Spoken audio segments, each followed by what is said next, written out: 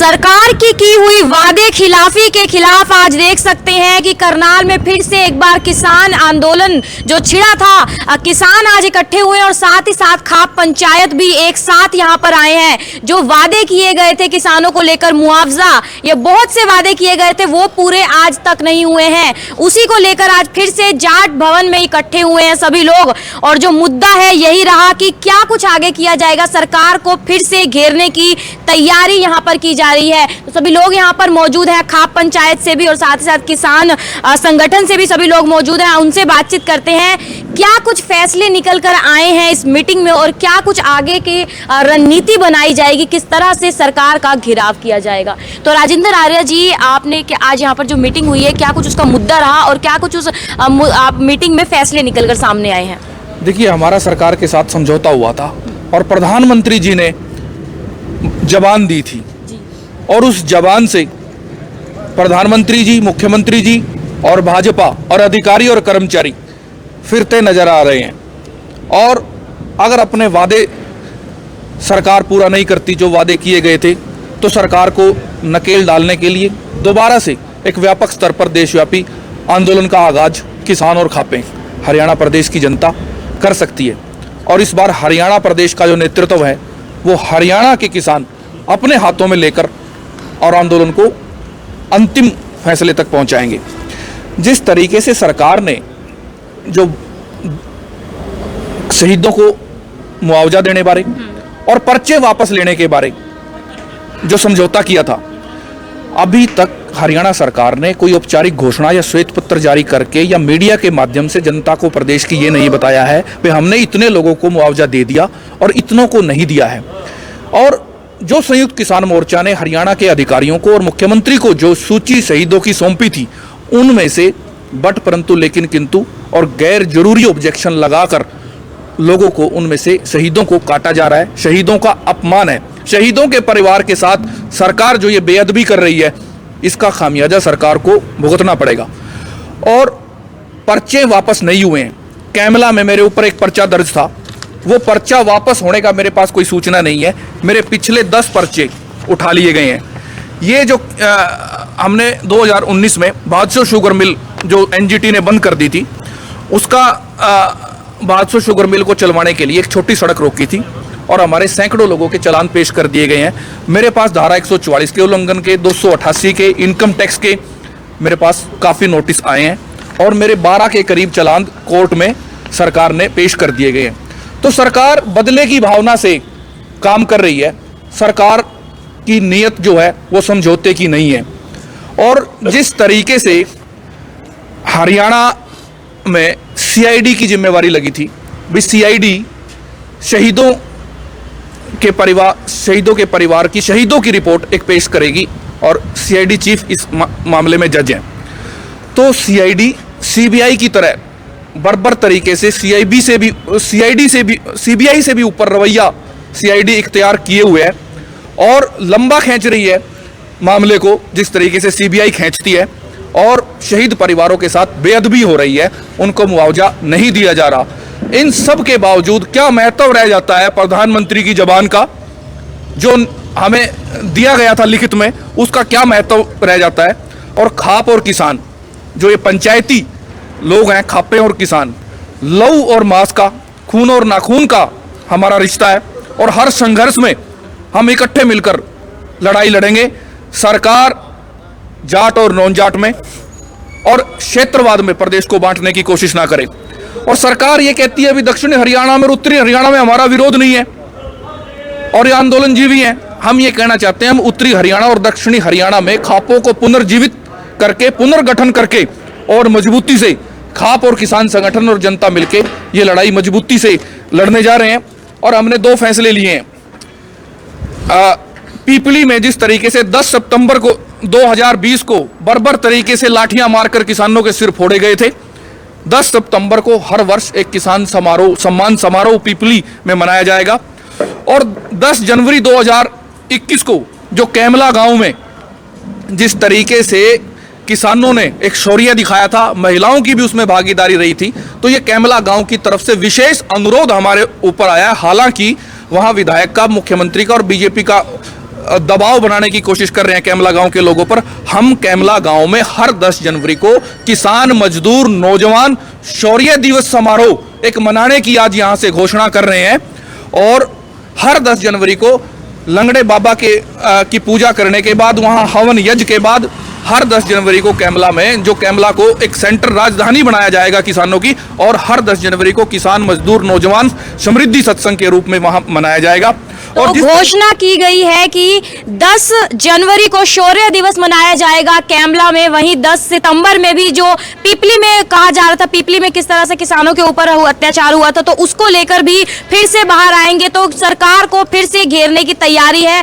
खाप पंचायत भी इस बार साथ है किसान संगठनों के। तो हमारे साथ यहाँ पर खाप पंचायत से राष्ट्रीय अध्यक्ष टेकराम कंडेला जी हैं, उनसे बातचीत करते हैं क्या कुछ आज इस मीटिंग में रहा और आगे की क्या कुछ रणनीति रहने वाली है। तो क्या कुछ कहेंगे सर, आज किसान संगठन के साथ आप लोग भी, खाप पंचायत भी एक ही मंच पर आई है, क्या कुछ कहना चाहेंगे? आज जो हमारा एक साल में दिल्ली के चारों तरफ जो लाखों किसानों ने जो धरना दिया शांतिपूर्ण तरीके से, उसमें प्रधानमंत्री श्री नरेंद्र मोदी ने तीनों कानून वापस ले लिए थे और घोषणा की थी भाई जितने भी जो केंद्र में सरकार है या राज्य सरकार है सारे मुकदमे वापस होंगे और इनके प्रति जो 700 किसान मर गए थे, जो शहीद हो गए थे, उनको मुआवजा दिया जाएगा और एमएसपी पर गारंटी कानून बनाया जाएगा। लेकिन हमने काफ़ी दिन बाद देखकर आज ये जो मीटिंग बुला रहे हैं, हम जगह जगह जले वाइज जो प्रेस कॉन्फ्रेंस कर रहे हैं, न तो एमएसपी पर कोई कमेटी बनी है अभी तक, न सारे मुकदमे वापस हुए हैं अभी तक, न कि इनको मुआवजे की राशि काफ़ी लोगों को कुछ मिली है, आधे से ज़्यादा रह रहे हैं तो उनको भी नहीं मिली है। और जो स्वामीनाथन की रिपोर्ट जो प्रधानमंत्री ने, हमने वोट दिए 2 बार प्रधानमंत्री को, खाप पंचायतों ने उत्तरी भारत में, मैंने भी नरेंद्र मोदी को 2 बार वोट दिए हैं। बस स्वामीनाथन की रिपोर्ट को पूरी तरह से लागू करेंगे। लेकिन किसान की आर्थिक स्थिति इतनी खराब हो गई है, हमने एक ही प्रस्ताव भी पास किया है, केंद्र सरकार, हरियाणा और जितने भी भारत के किसान हैं उनका सबका कर्जा माफ़ किया जाए और स्वामीनाथन की रिपोर्ट को लागू किया जाए और एमएसपी पर जल्दी कानून बनाया जाए। और इस तरह हमने 2-3 मुद्दे, जिस तरह हमें जीरो बजट खेती के ऊपर काम कर रहे हैं, हम जीरो बजट खेती का जो चक्कर है, गेहूँ और जीरी के बजाय ज़्यादा दूसरी किसानों से भी हमारी अपील है कि जब हर प्रकार की फसल बोएं, क्योंकि ज़्यादा जिम्मेवारी किसानों की भी बनती है।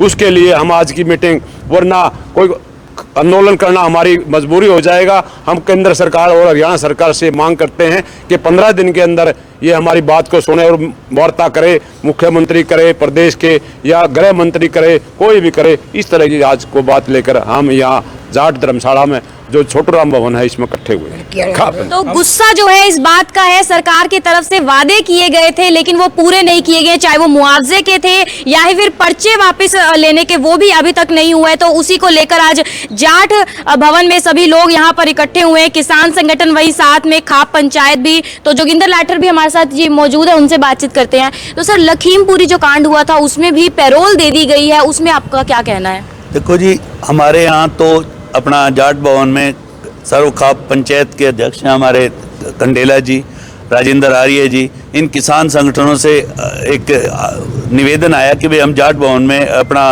प्रेस कॉन्फ्रेंस करना चाहते हैं। तो किसान होने के नाते, और ये भवन जो है किसानों के लिए ही है, समर्पित है किसानों को, तो हमने इनको आमंत्रित किया और भाई जब हमारे यहाँ आए तो इनका आवभगत करना हमारा फर्ज है।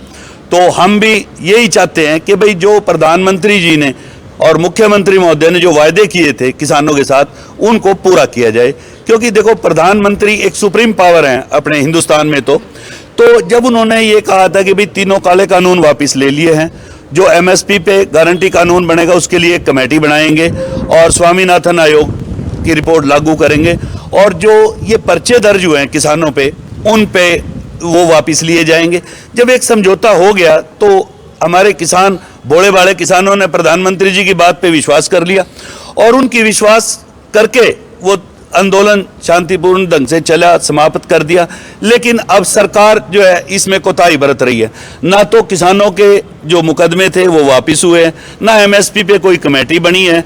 अच्छा, और दूसरा, किसानों के जड़े पे नमक और छिड़क दिया कि जो अपने गृह मंत्री के पुत्र थे तैनी जी, उनको जमानत दे दी गई है। तो मेरा तो सरकार से, प्रधानमंत्री जी से, मुख्यमंत्री जी से यही निवेदन है कि भाई जो किसान संगठनों से आपने वादा किया था उसको पूरा किया जाए और जो किसानों पे दर्ज मुकदमे हैं उन्हें वापस लिया जाए और जो 750 के लगभग किसान शहीद हुए हैं उनको उचित मुआवजा दिया जाए। इसमें चूज एंड पिक मत किया जाए। शहीद तो सभी हुए हैं, तो ये आप देखो ना, इंक्वायरी कराओ, बट इसको डिले करना, डिले ब्रीड्स करप्शन। हमारा तो निवेदन है सरकार से, मुख्यमंत्री से, कि भाई जो किसानों की मांगे हैं उन्हें मान लिया जाए। और दूसरा, एक हमारे खाप पंचायतों में, क्योंकि हरियाणा में खाप पंचायतों का बहुत बड़ा महत्व है और जो सारी व्यवस्थाएं चलती हैं खाप पंचायतों से ही चलती हैं, तो खाप पंचायतें एक से एक बड़े मुकदमे, कत्ल तक के मुकदमे खाप पंचायतें हमारी सुलझाती हैं। सरकार ने जो ये बनाया है कानून लड़की की आयु 21 वर्ष करने की, ठीक है, हम स्वागत करते हैं, परंतु ये तो एक नेचुरल है कि आजकल हम बेटियों की शिक्षाओं पर जोर दे रहे हैं। हमारी बेटियां पढ़ रही हैं, पढ़ लिख के काफ़ी ऊंचे ओहदों तक भी गई हैं, तो नेचुरली उनकी 21 की बजाय भी 24-25 साल की एज हो जाती है। तो हम खुद ही नहीं करते, लेकिन हमारा जो समाज है वो ज़्यादातर देहात के अंदर है, देहात के अपने कुछ हालात होते हैं। तो इसलिए हमारी सरकार से निवेदन है कि भाई अगर सहमति है दोनों परिवारों की, लड़के लड़की वालों की, और लड़की की आयु मान लो 21 साल से कम है, जब पहले 18 थी, अंग्रेजों के समय से 18 थी, जो बुजुर्गों ने ये बनाए हुए हैं गलत नहीं है। एक तो हमारी खाप पंचायतें सम गोत्र में, सम गांव, एक ही गांव में शादी करने का विरोध करती हैं, वो उचित है। 30 साल से ये तो मतलब अपने साइंटिस्टों ने भी साबित कर दिया है कि अगर आप एक ही खेत में बार बार फसल बोओगे तो वो नहीं होगी। तो जो ये बनाए हुए हैं कि भाई दूसरे गोत्र में शादी करना, तो ये बिल्कुल उन्होंने ठीक बनाए थे, अपने तजर्बे से बनाए थे, लेकिन चलो सरकार की क्या मजबूरी रही होगी हमें नहीं पता, हम इसका स्वागत करते हैं। परंतु अगर कोई ऐसी मजबूरी है गांव में, देहात में, सर्कमस्टांसिस ऐसे हैं, अगर करनी पड़े शादी बेटी की, कर दो। 18 साल से ऊपर हम शादी कर दे तो बच्ची इस वीडियो को आप ज्यादा से ज्यादा शेयर कीजिए। किस तरह से एक बार फिर से किसान जो है इकट्ठे हुए हैं और खाप पंचायत भी इस वक्त साथ में है करनाल के जाट भवन में। तो एक बार आर्य जी से फिर पूछ लेते हैं, क्या कुछ निवेदन करना चाहेंगे, क्या कुछ एक मैसेज देना चाहेंगे हमारी हरियाणा सरकार को और केंद्र सरकार को, क्या आपका एक निवेदन रहेगा? हमारा हरियाणा सरकार और केंद्र सरकार को ये निवेदन है भी जो शहीद किसानों के मामले में, खास तौर पे शहीद किसानों के मामले में और पर्चा जो केस हुए हैं उनको वापस लेने के मामले में पिक और चूज की पॉलिसी सरकार की बिल्कुल नहीं चलेगी। जिन शहीदों का नाम संयुक्त किसान मोर्चा ने हरियाणा सरकार को, हरियाणा सरकार के अधिकारियों को भेजा है, उनको हर उस शहीद को मुआवजा मिलना चाहिए, क्योंकि शहादत का अपमान हरियाणा का किसान बर्दाश्त नहीं करेगा बिल्कुल भी। और 15 दिन का ये अल्टीमेटम हम देना चाहते हैं मुख्यमंत्री जी को। मुख्यमंत्री जी, हम करनाल के वासी हैं, करनाल जिले के हैं, उनकी विधानसभा के हैं, पर मुख्यमंत्री जी हमारे से बार बार अनुरोध के बाद मिल नहीं रहे। तो जब तक राजा प्रजा की फरियादी की बात नहीं सुनेगा तो किस तरीके से राजा न्याय कर सकता है? 15 दिन का वक्त 15 दिन का वक्त दिया जा रहा है। उसके बाद अगर उनकी गुमशुदगी के पर्चे भी लगाने पड़े हरियाणा में और करनाल विधानसभा से शुरू करने पड़े तो उसमें भी पीछे नहीं हटेंगे। और 10 सितंबर को पिपली में एक रैली होगी जिस दिन लाठीचार्ज हुआ था बर्बर, और 10 जनवरी को जिस दिन हेलीपैड उखाड़ा था उस दिन कैमला में किसान मजदूर नौजवान शौर्य दिवस समारोह हर वर्ष के लिए मनाया जाएगा। और उसमें जो भी किसान के हित में काम करेगा, वो किसी भी फील्ड से हो, उस आदमी को हम मुख्य अतिथि बनाएंगे, उसको सम्मानित करेंगे। और जिस तरीके से टेनी मिश्रा की जो जमानत हुई है वो किसानों के जड़े पर नमक है, और किसानों के साथ उन किसानों की लाशें भी ठंडी नहीं हुई शहीद किसानों की लखीमपुर खीरी में, और टेनी मिश्रा को जमानत दे दी गई। और जिस तरीके से राजनीतिक पैरोल सरकार ने राम रहीम जी को दी है और उनको Z+ सुरक्षा दी है, हर मामले में कोर्ट को भी, सुप्रीम कोर्ट और हाई कोर्ट को भी सरकार कैसे मजबूर कर रही है? सुप्रीम कोर्ट और हाई कोर्ट को सरकार प्रभावित कर रही है वोट लेने के लिए। और जिस तरीके से पेगासस का यूज करके जो आंदोलनकारी लोग हैं उनकी खुफिया बातें, उनके व्हाट्सएप चैट, उनकी दूसरी एप्लीकेशन की चैट सरकार ले रही है, व्यक्तिगत अनुभव से यह बता रहा हूं। और डिजिटल गुलामी की ओर ले जा रहा है आर्टिफिशियल इंटेलिजेंस। हमारी एक एक मिनट की माइन्यूट डिटेल सरकार को लेने का कोई अधिकार नहीं है। कोई सुप्रीम कोर्ट और हाई कोर्ट का कोई सरकार को लिखित में आदेश हो तो सरकार बताए। हमारी कॉन्फिडेंशियल, हमारी निजता का हनन जो सरकार कर रही है और आर्टिफिशियल डिजिटल गुलामी की ओर ले जा रहा है artificial agent, illegal artificial intelligence, उसका हम विरोध करते हैं। और सरकार, मुख्यमंत्री जी को ये कहते हैं, हम किसान और खाप, हमारा बॉर्न एंड बॉटअप, पैदाइश परवरिश, मैनर्स एटिकेट्स, बिल्कुल हम अहिंसावादी हैं, प्यार से बात मारना चाहते हैं। हम 36 बिरादरी के लोग, 35 और 1 की बात सरकार ना करे, एरियावाद की बात ना करे, हम ऑन टेबल बैठकर मुख्यमंत्री जी से बात करके अपनी फरियाद करके उनसे समाधान चाहते हैं। और हमें हेड ऑन कोलिजन के लिए, सीधा सीधा टकराव के लिए सरकार विवश ना करे। और जिस तरीके से मुख्यमंत्री ने धृतराष्ट्र की तरह आंखें बंद कर रखी हैं और दुर्योधन और दुशासन की तरह प्रशासन और इनकी एजेंसियां हर सीमा क्रॉस कर रहे हैं, सीमाएं तार तार कर रहे हैं, हम मुख्यमंत्री जी को ये कहना चाहते हैं मिलकर, आप प्रशासन के बहकावे में, आईबी और सीआईडी के बहकावे में ना आए।